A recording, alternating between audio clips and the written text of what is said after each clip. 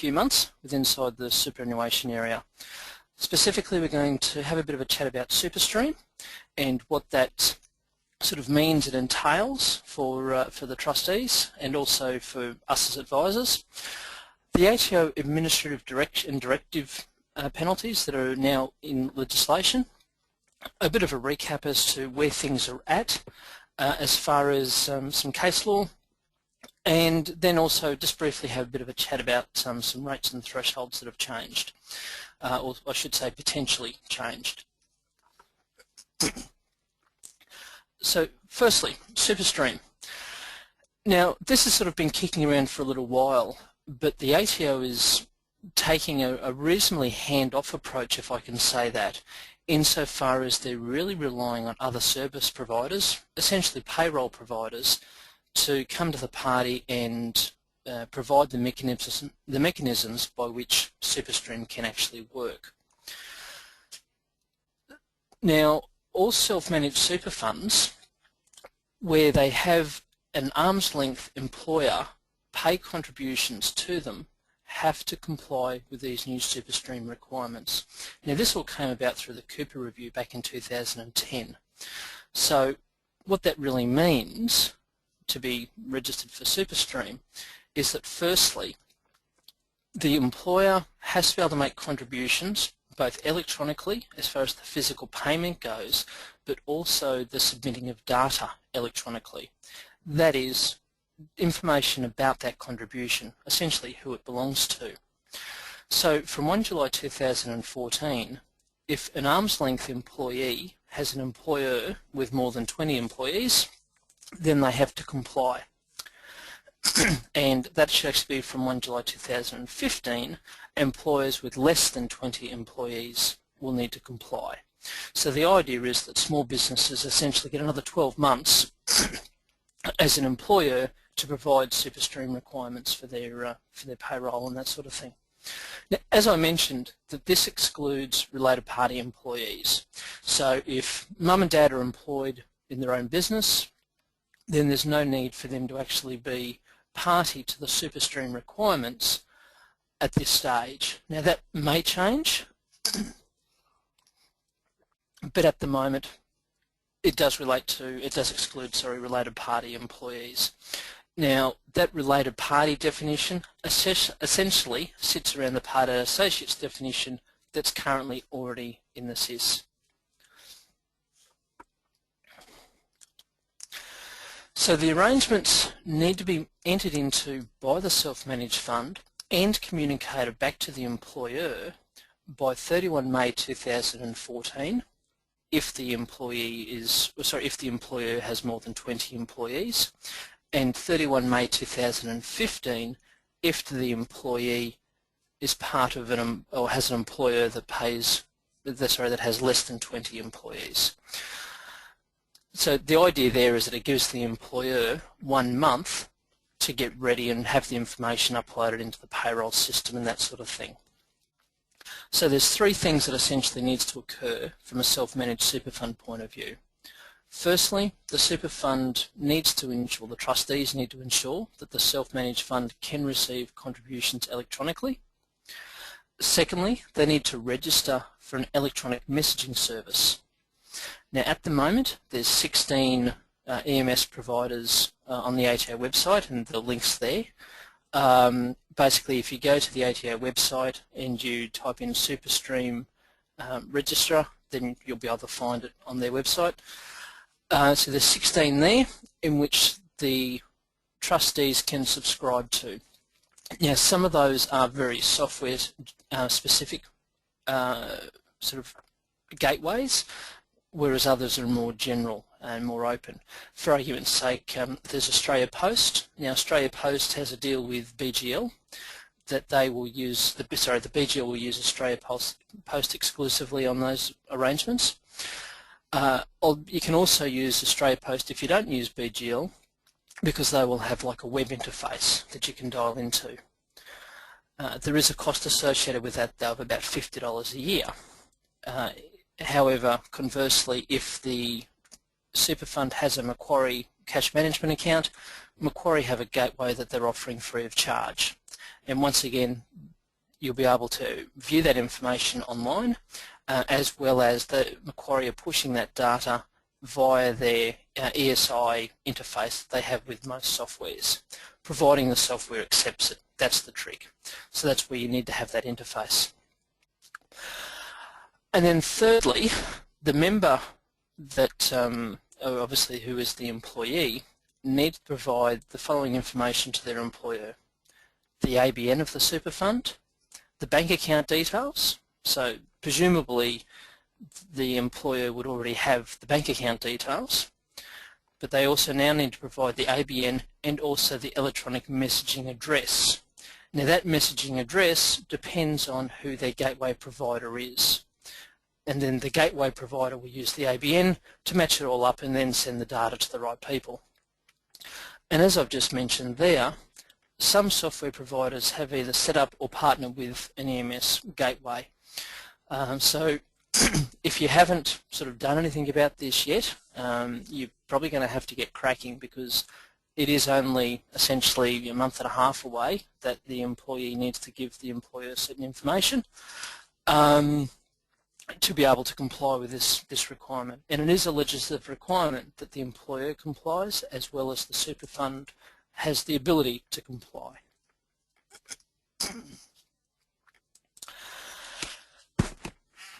ATO administrative direction penalties. Now, this has sort of been on the cards for some time, but it's only recently become legislative insofar as it was passed, received royal assent in last month on the 18th of March to essentially give it effect from 1 July 2014.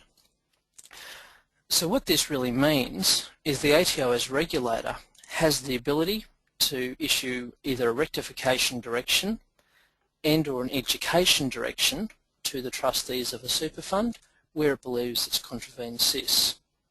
On top of that, it can also issue administrative penalties.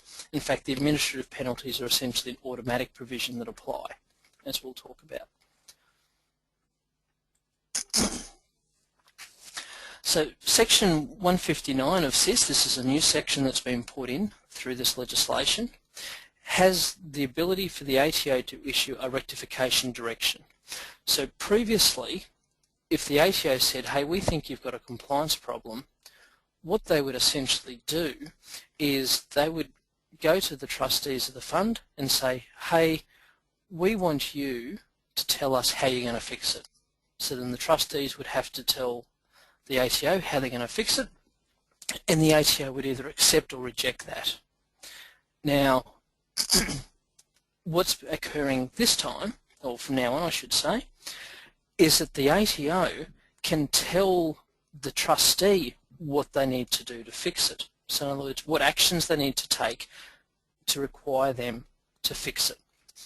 And also, they have to provide evidence of that. Now this direction needs to be obviously in writing. It needs to specify the period in which the trustees to comply, and the trustees must also comply with the direction before the end of the period, otherwise they'll be hit with 10 penalty units. Now 10 penalty units, every penalty unit is $170, so hopefully you don't need your calculator to work out that's $1,700 per trustee. That penalty applies.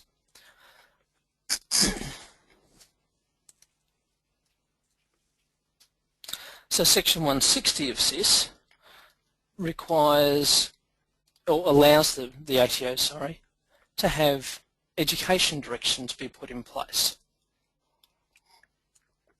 So once again, this is a direction from the tax office in writing that says the trustee has to essentially undergo some form of education to help them learn better, basically, so they actually have hopefully half an idea of what they're doing. So these courses, they'll be specifically approved by the tax office, and once again the trustee or trustees have to provide evidence to the tax office that they've actually completed the course. Also, once again, the ATO must specify the period in which the trustees have to comply, and the trustees have to comply, and if they don't, 10 penalty units will apply. Now, interestingly, the course nominated by the tax office will be at no charge, because obviously this legislation is effective from 1 July 2014. We haven't got any courses sort of up and running yet. The original intention was that these courses would be provided by external providers. So that'll be interesting to see who puts together a course that they can't charge for. Obviously there has to be some motivation behind it. I know initially one of the big law firms was looking to do it, essentially as part of their their branding within their space. I don't know whether that will still occur. So that'll be essentially a watch this space. So that's the direction, administrative directions that the ATO can take. So they can tell you how to fix and also provide or tell the trustees they have to be educated. The third element, if you like, under this new legislation is a lot more dire for the trustee's personal hip pocket. So Section 166 of SIS will essentially automatically impose a penalty upon the trustees if they contravene SIS. Now, interestingly, the penalty is to the trustee or the director of the trustee company, but the director is jointly and severally liable. So I'll go through a little bit of an example in a minute as to what that exactly means and how that sort of plays out as far as the space goes. Now, as I mentioned, this comes from the trustee's personal hip pocket. So the super fund cannot reimburse the trustee for having to pay one of these penalties. So there is a very large incentive there for the trustees to make sure that they get it right. Now the ATO obviously have to notify, but they can also remit the penalty as well. And finally, if there's no liability to pay these administrative penalties, if a civil penalty proceedings has started in the courts. So that's where the ATO essentially considered the breaches or breaches so severe that they're taking it to court. Then these admin penalties don't apply. So there's not essentially a double dipping there, if you like. So what do these penalties entail? Well, basically there's some, I suppose, what would you call common ones and some little bit obscure ones. So running through them, compliance with the operation standard. Now the operation standard is a very generically worded section within SIS. I'll actually come back to that and give you some examples of what is actually in that operative standard. Section 35B, so to prepare accounts and to keep records, 10 penalty units or $1,700. The prohibition to provide loans or financial assistance to related parties, that's obviously the biggest ticket item or equally biggest ticket item within these admin penalties at 60 units. So that's $10,200, and remember that's per trustee if they're individual trustees. Prohibition against borrowings of 60 penalty units. Now think about an overdrawn bank account. That's technically a borrowing, or if you have a situation where a payment occurs before a contribution's made. Once again, that's a borrowing. So theoretically, those penalty units will apply in that instance. So it's really going to rely on the trustees being a lot more vigilant about their bank account operations. Breach of the in-house asset provisions, once again 60 penalty units. The ability to keep records and minutes for 10 years, being 10 units. The trustees have to retain a certain election for 10 years. Now, interestingly, that 10-year period has already lapsed because that section there, section 71E, that relates to some legislation that came into effect back in 1999. So why that is there is a little bit beyond me, but needless to say, it is still there. The trustees must basically have their information for 10 years. 10 penalty units. The ATO declarations that all trustees have had to sign since 2007, they have to keep those for 10 years, 10 penalty units if they don't, and likewise with any reports, they have to keep them for 10 years. Once again, 10 penalty units. If the trustees do not notify the regulator, so in other words the tax office, of any significant events immediately, is 60 penalty units. Now, there is a requirement under the legislation that says you have to notify the tax office within 28 days if you're winding up a fund.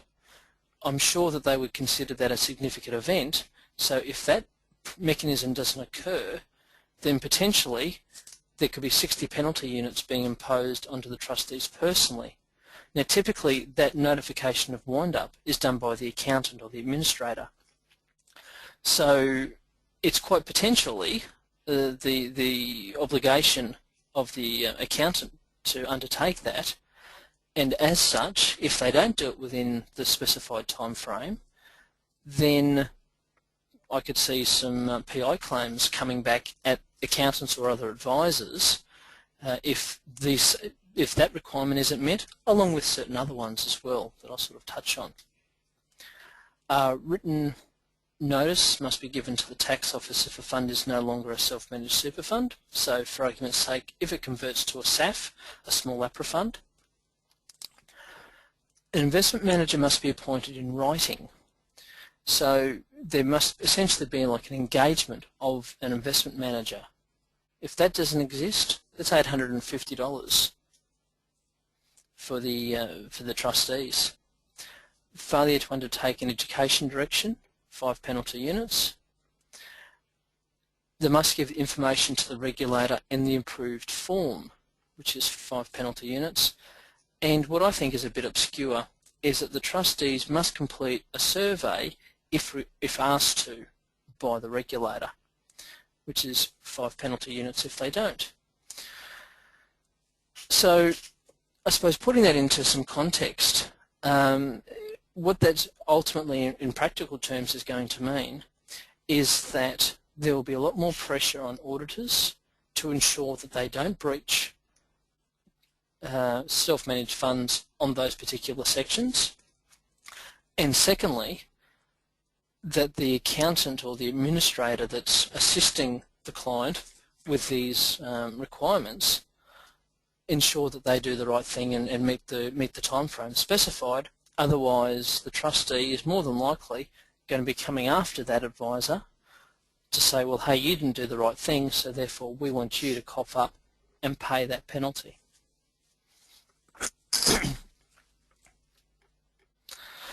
Now, I mentioned I'd come back to the operational standards. So these are just a couple of the examples that are essentially within inside the legislation.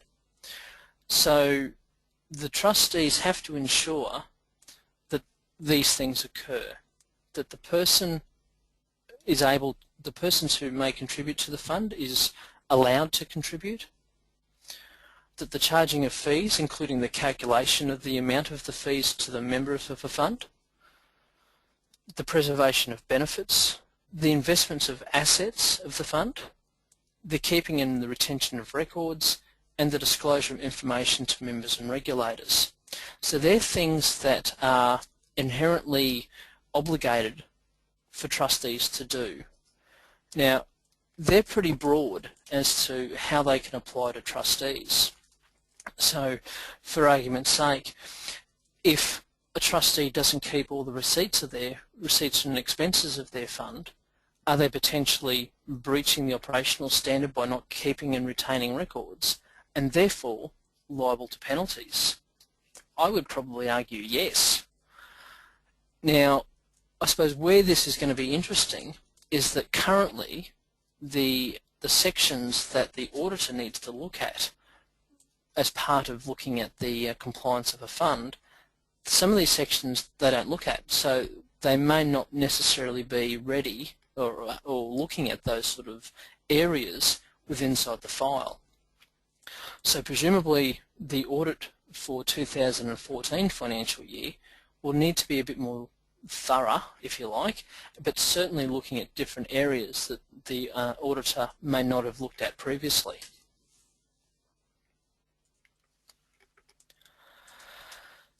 And I suppose just closing out this section too. Now I mentioned before about the penalties being imposed upon the trustee. Now to run through a very quick example of what that can actually mean is that let's say we have a super fund with 4 members with individual trustees. If that fund was found to have breached Section 65, which is the financial assistance to members, the ATO would actually impose a penalty of $10,200 per individual trustee, and they would need to pay that personally and not be reimbursed from the fund. However, if the fund had a corporate trustee with 4 directors there, obviously, because there's 4 members in the fund, the ATO would actually impose the administrative penalty on the trustee, to which each of the directors is jointly and severally liable. So as a result, each individual would only have to pay $2,550. So as you can see, there's a vast difference of some $30,000 in penalties just by having a corporate trustee. Now, records show that currently we only have about 70% of all self-managed super funds with we have about 70% of self-managed funds with individual trustees. So not only are there other benefits from a estate planning point of view to having, and administratively, to having a corporate trustee in place, but it should also now be some cheap insurance for trustees to have a corporate trustee in place just in case they slip up and they're actually hit with an administrative penalty personally.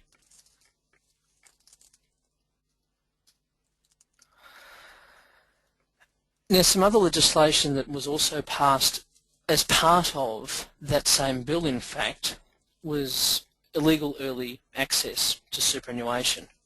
Now, once again, this has sort of been bandied around since about 2012, and we finally have it through Parliament. Now, it was effective from the 18th of March 2014, which was when the bill received royal assent. So these new SIS provisions have basically fines in there for promoters of illegal early access schemes, and also any super that's accessed without meeting a condition of release is to be taxed at 45%, regardless of the recipient's marginal tax rate. Previously, if you had a situation where a member accessed their super early, it would just form part of their assessable income. And so long as they disclosed it in their personal tax return, there were no penalties or interest imposed upon them either. So what this now means is that it's taxed at top marginal tax rate, so it sort of takes some of the incentive out of it, if you like.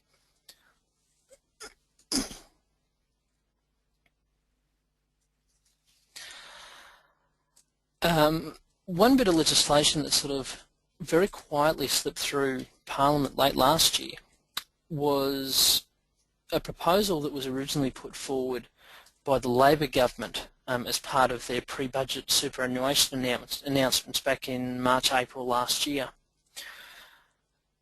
So what this essentially means is that from 1 January 2015, any new pension that is, any new account-based pension that is commenced will be deemed for Centrelink purposes. So that deeming is for the income test of the Centrelink entitlements. Any older pensions are grandfathered. So that means that if a pension commenced prior to 1 January 2015, then they're not considered. So what this ultimately means is that if you have a client that has a pre-1 January 2015 pension, that rather than combining any new monies that's been contributed to super and then restarting the pension, you may be better off running 2 separate pensions, so having a pre-pension and having a post-pension. Now this may become a little bit tricky from an administrative point of view, however, for the client's best interests, It's basically what you should be looking at doing. And also, if you have a client that has made contributions to super or is going to make contributions to super, you should be having the conversations with the clients now to see if they want to start contributions before, start a pension before 1 January 2015 to make sure that they're part of the grandfather provisions of these Centrelink requirements. Because while they may not need the Centrelink requirements now, they certainly will, they very well may do as they get a bit older.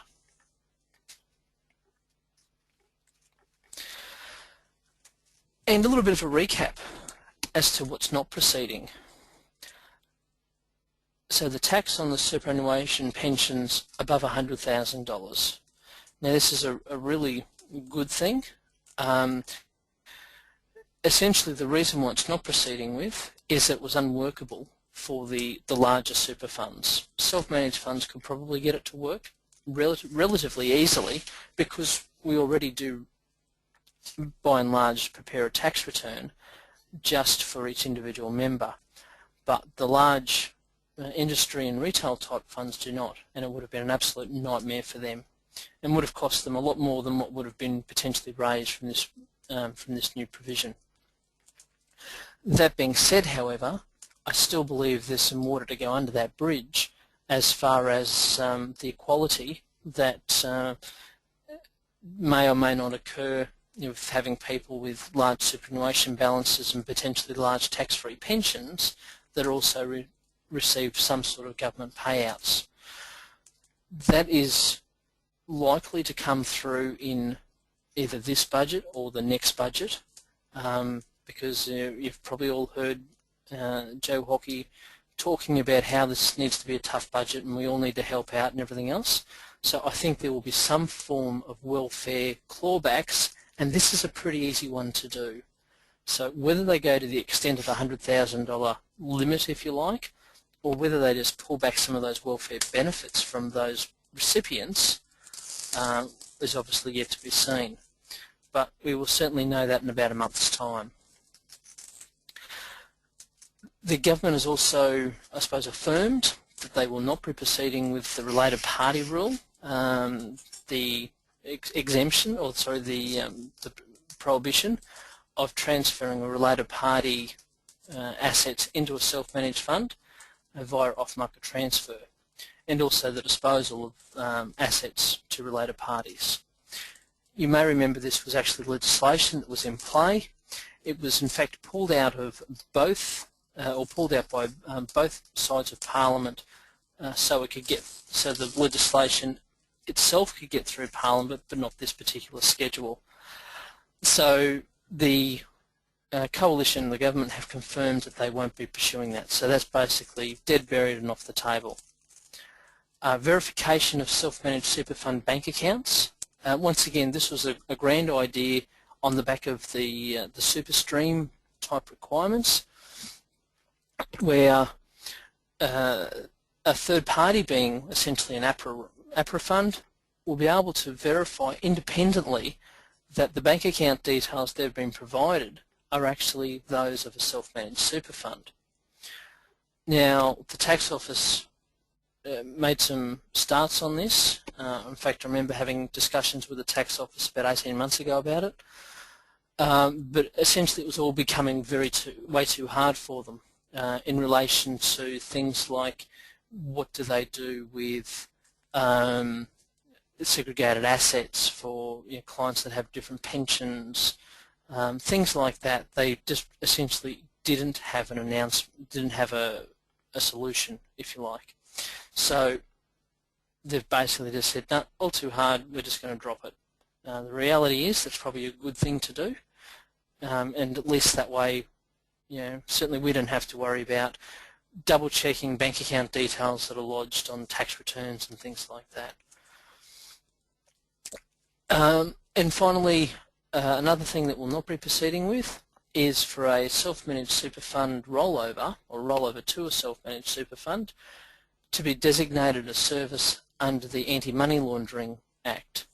So in other words, there's a whole regime that needs to be complied with under the Anti-Money Laundering Act, that you have to know where the money comes from, you have to know the full background history of the person who is receiving that money.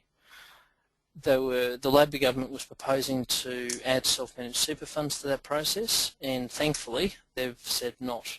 The government's not going to proceed with that measure.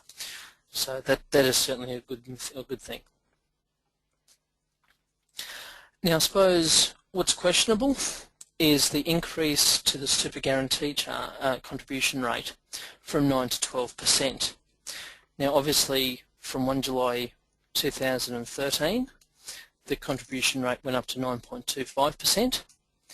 However, the Mineral Resource Rent Tax Repeal and Other Measures Act is before Parliament from November last year, and as part of that bill it actually includes a proposal to rephase the change in the SGC rate, which essentially means that it will retain at 9.25% until 30 June 2016, and then it will increase to 9.25 and then in exactly the same increments as what it was previously from 1 July 2016. So exactly the intention was to pause the contribution increase for 2 years. So that's what this bill is proposing, and as with a few bits of legislation, it's currently sitting in the Senate. So the makeup of the Senate from 1 July is not going to be really any more favourable now that the Western Australian election has been run and won.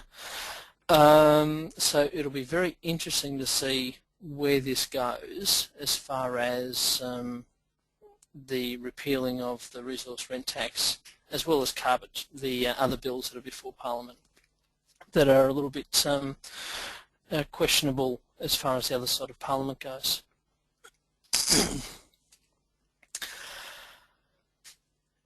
Now just moving on to limited recourse borrowing arrangements. Now obviously these are becoming more and more popular as trustees are moving into the property. Now some of it is that members think, well, hey, I want to use my super to buy property because, you know, as Australians we all love property, and so they're using their superannuation monies to acquire the said property. Now back in 2010 the Cooper Review said that we want to have a review of all the borrowing arrangements. Now that wasn't only limited to the limited recourse borrowing arrangements, it also extended to instalment warrants and things like that.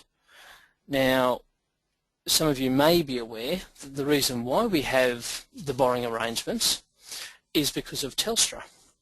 Is that back in 2007 the government wanted to do a third float of Telstra, and at the time the ATO and also APRA said that they had issues with instalment warrants because they were essentially a geared product.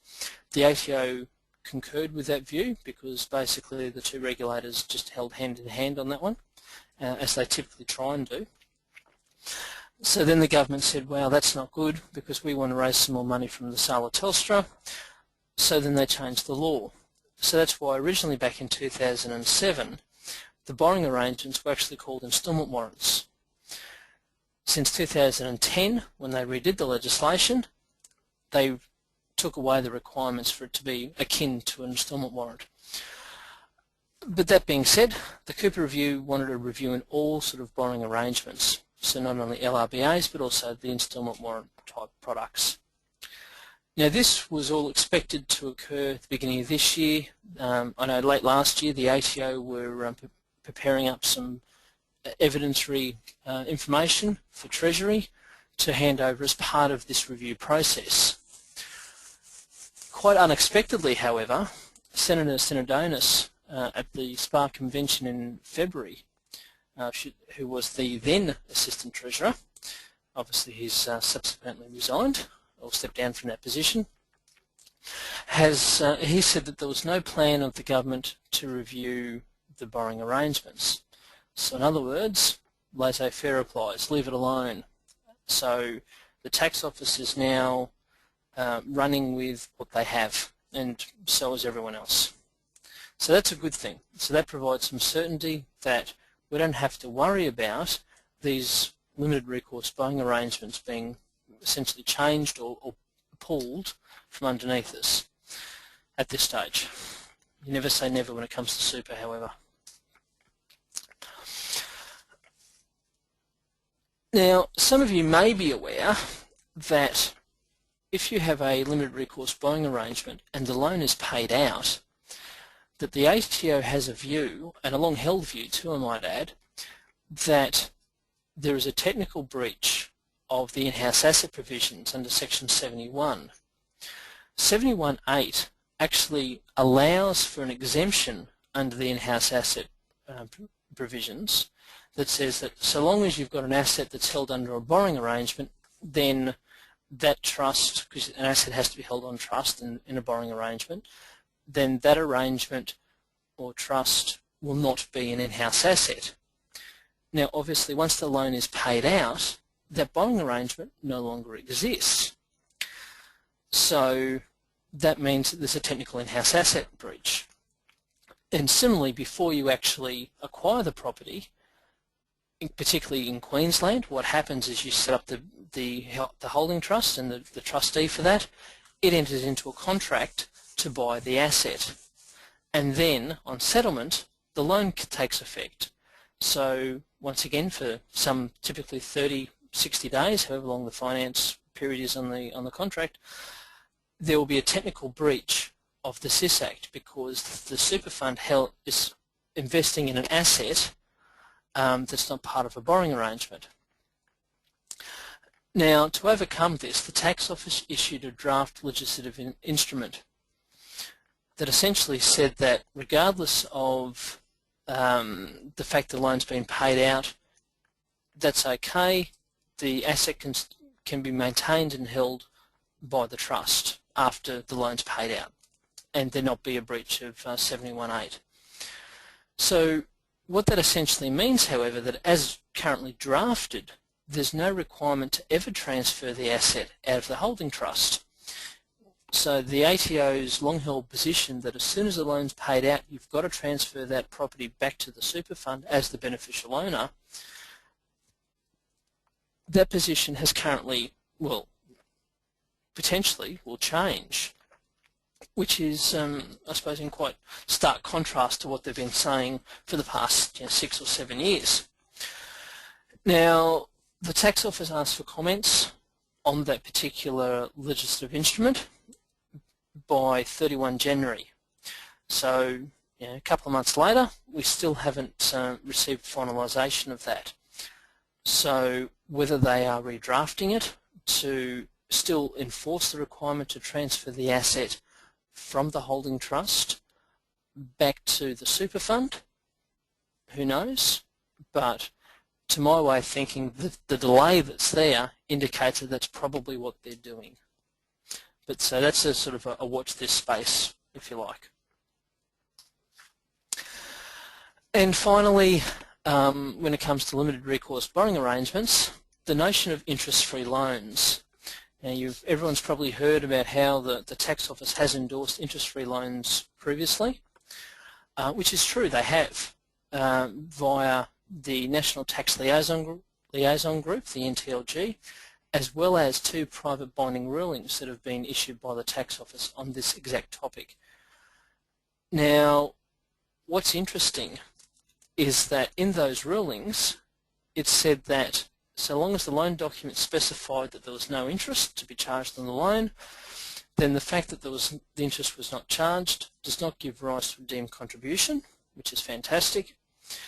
And also, the fact that the fund was able to borrow money interest-free from a related party did not mean that the income derived by the fund would be taxed at non-arm's length income rates of 45%.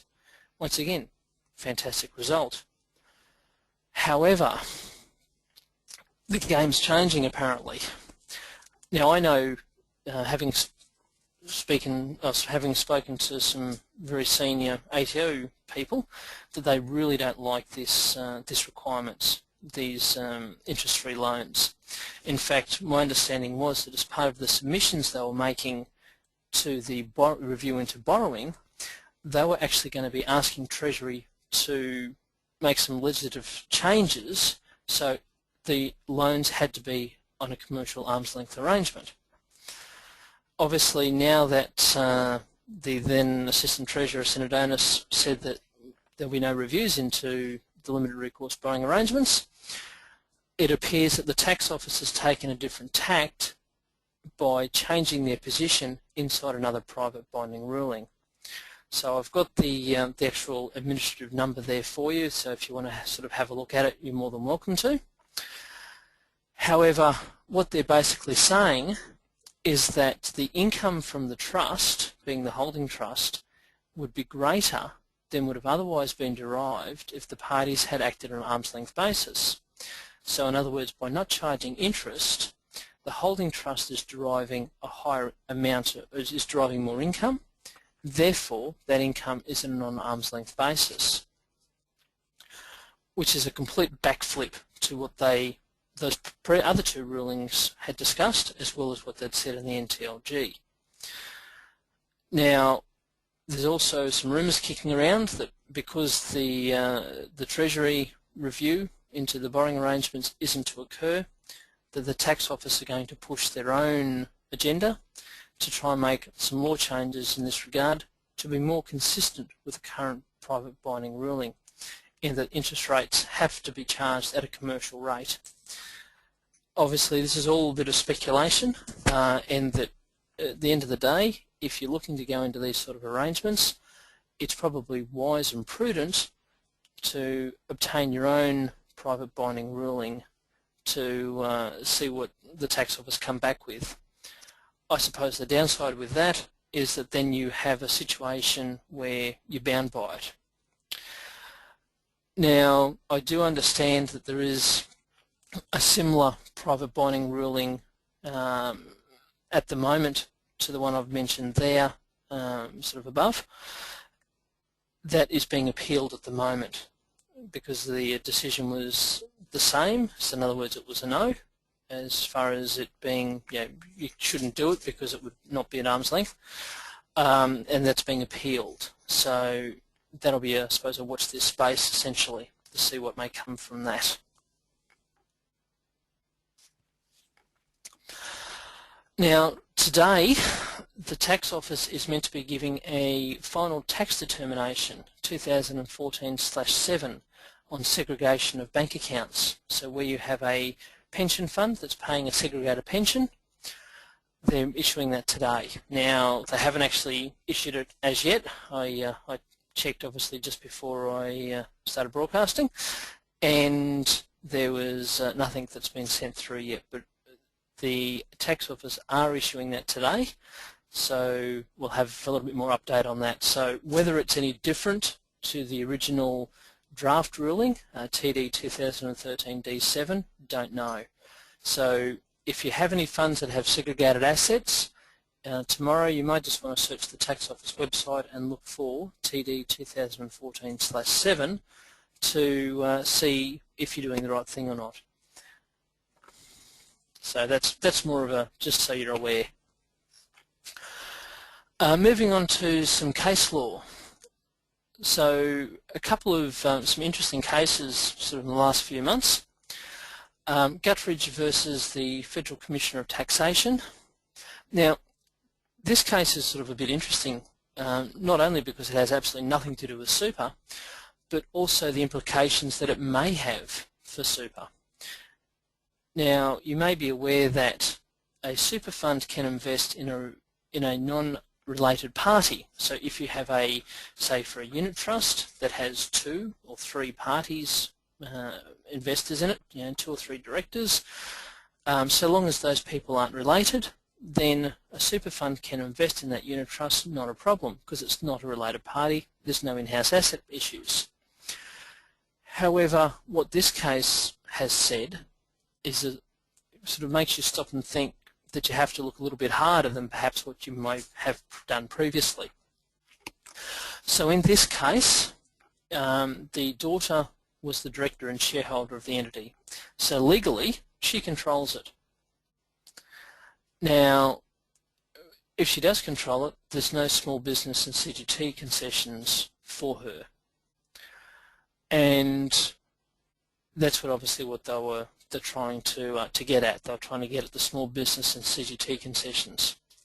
And they argued the father was really the controller of the entity because he made all the decisions. The daughter deferred all decisions to him, and it was recognised as being the real controller of the entity because he made all the decisions. She may have been the legal person as far as the shareholding and directorship, but significant influence and control was ultimately by Dad. And the decision was just that the father controlled the entity, even though he wasn't a director or shareholder. So while this was good for them, it can mean some bad news for self-managed super fund arrangements. So now it's important to look at, when you're looking at control, you actually have to look at who's really making the decisions, who's pulling the strings, as well as who the directors and trustees are of the entity, or of the trustee. And you also need to have a look at if there's any casting votes in the constitution and/or trust deed. So most of those things you should have been doing as a matter of course. However, this Gutteridge versus the FCT puts a different light on that whole control aspect.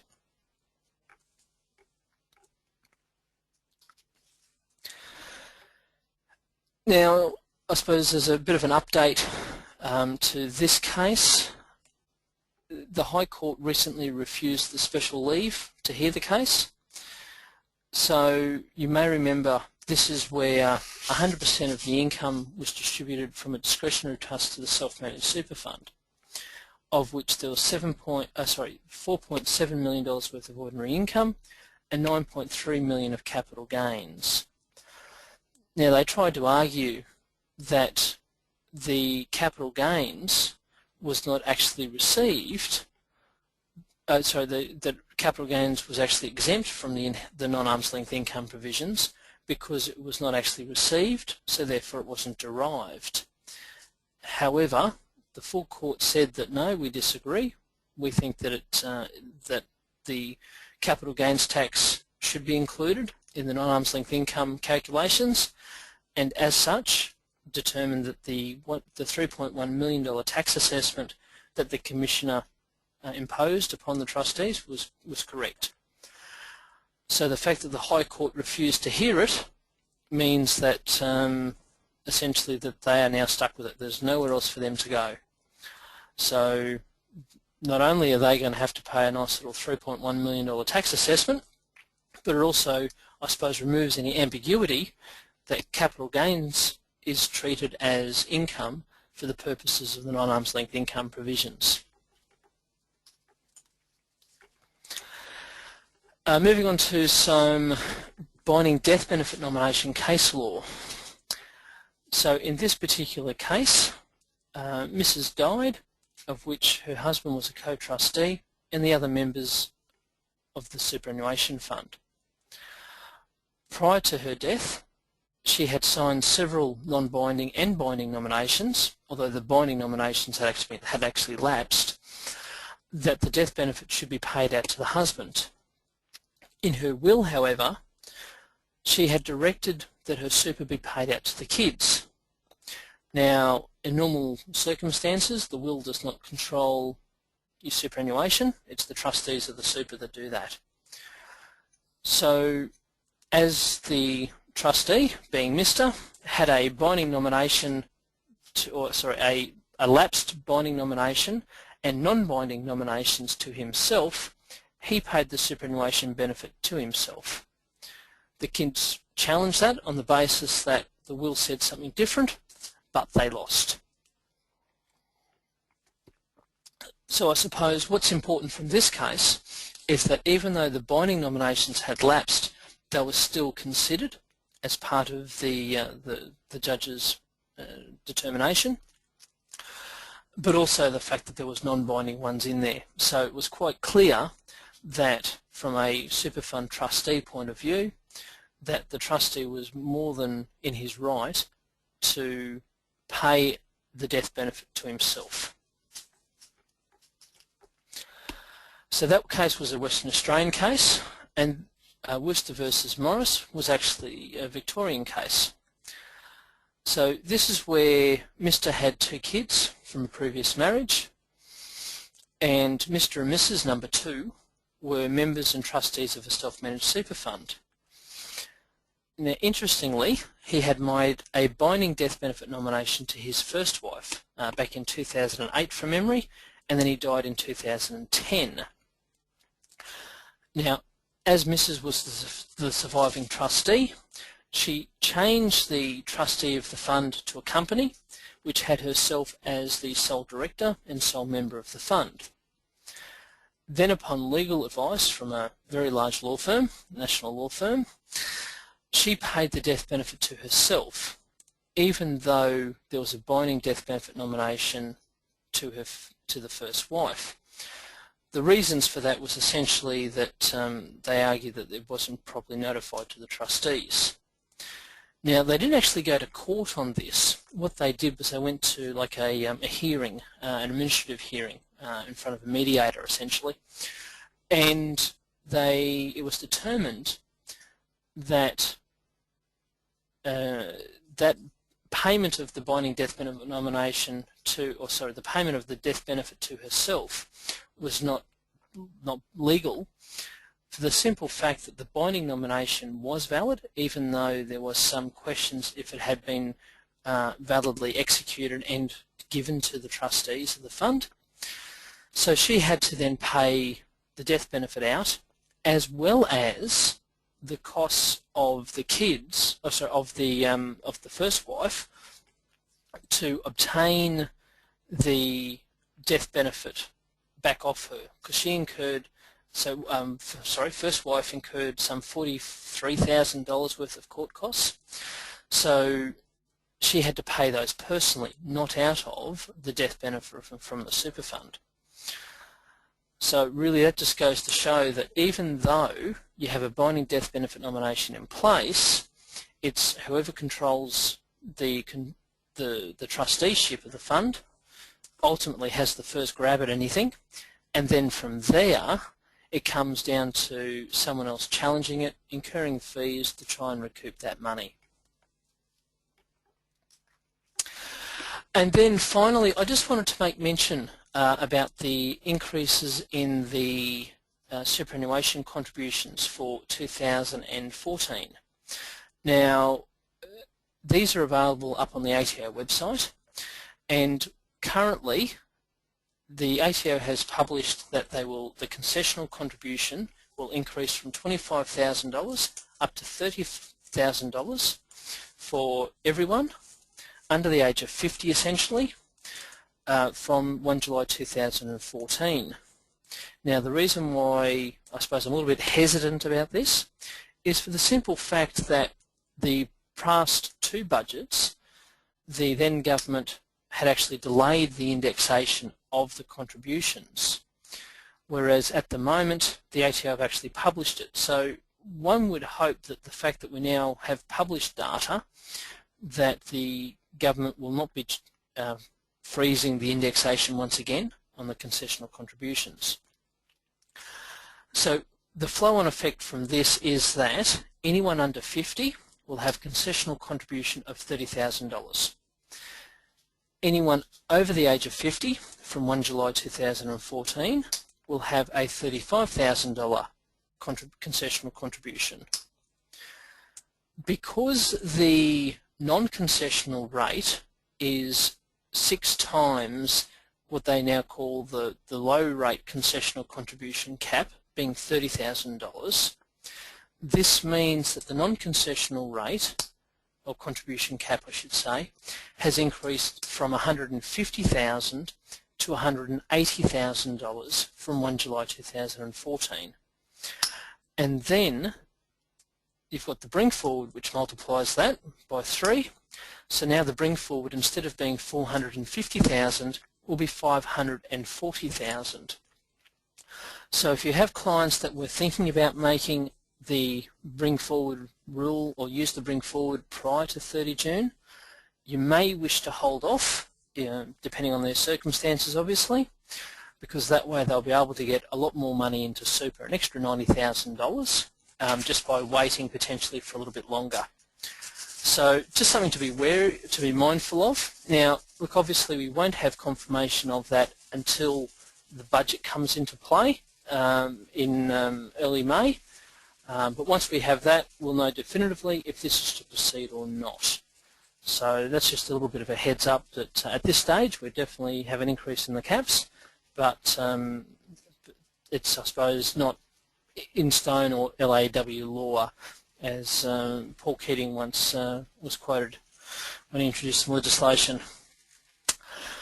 So based on that, that's about all I have to cover for. So if there's any questions, please by all means send them through, either now or obviously afterwards. The slides will be provided to those attending. If we can at all assist you as part of the VinLink program with any superannuation questions or queries you have, by all means please send them through. And also remember that as VinLink members, you are entitled to a complimentary 15-minute sort of phone call or email about a particular circumstance for your client.